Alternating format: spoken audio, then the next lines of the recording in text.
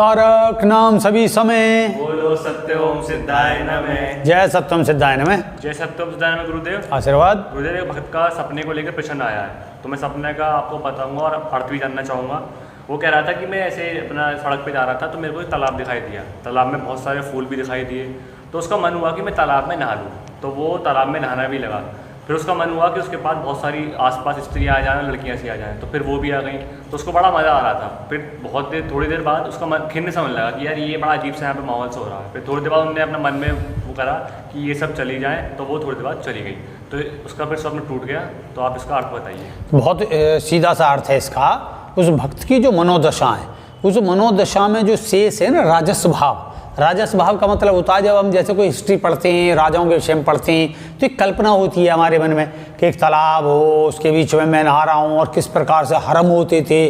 तो हरम की तो कल्पना नहीं कर पाता आदमी, मतलब कल्पना तो सब जगह की हो सकती है, क्योंकि पूर्व जन्म में भी आत्मा रही है और रही है उस काल में भी कोई अगर भोग संस्कार रहा होगा। ये नहीं है कि इसे वर्तमान से जोड़े हम, वर्तमान में ऐसा तो करना असंभव में से एक है आज की तादाद में, आज के विषय में, संसार में। पीछे क्या है जन्म की कारण, उसके अंदर जो अतृप्ति रही, वो अतृप्ति ही यहाँ दो पक्ष में दिखाई थी। एक कि मेरी इच्छा है मैं जा रहा हूँ, तालाब है, तालाब में कमल वगैरह फूल वगैरह हैं, और उस बीच में मेरा स्नान को मन हो गया।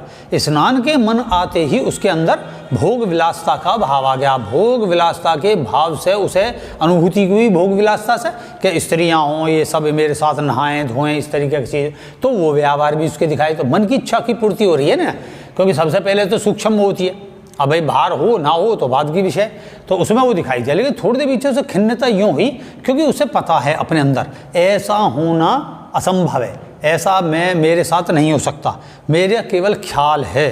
तो ये, और दूसरा आ जाता है चारित्रिक। अगर उसके बीच में चारित्रिक आता है, चारित्रिक यूँ आता है कि भाई मेरा एक ही प्रेम पक्ष है, या मैं तो एक ही पक्ष में रहना चाहता हूँ, इसमें मेरी अपनी गिल्टी कॉन्शियस फील होगी, ये सब करके, और फिर मैं कहीं अपने अंदर सात्विकता का भाव का वृद्धि नहीं कर सकता है, सात्विकता भाव से वो नहीं हो सकता स्ट्रॉन्ग। तो फिर उसने उस मन इच्छा में उसके में विपरीत हो गई और वो खिन्न हो गया। खिन्न होने से वो सब स्थिति खत्म होती चली गई। तो उसके जीवन में राजस्व भोग आएगा, सीधी सी बात है।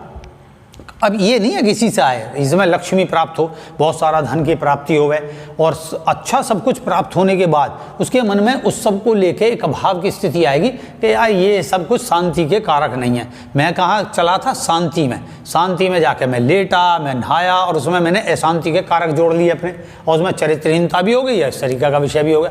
तो इसलिए भक्त की ये इच्छा है मन की, और वो इच्छा की पूर्ति भी उसमें दिखाई दी, और उससे बाहर निकलने का भी पक्ष दिखाई दिया। तो भक्त तुम आशीर्वाद करते ही हैं कि भाई इस स्थिति से मनोस्थिति को प्राप्त हो और तुम्हारा कल्याण हो, और जो है उससे उच्चतर मनोस्थिति में पहुंचो। आशीर्वाद के साथ जय सत्यम सिद्धाय नमः। जय सत्यम सिद्धाय नमः।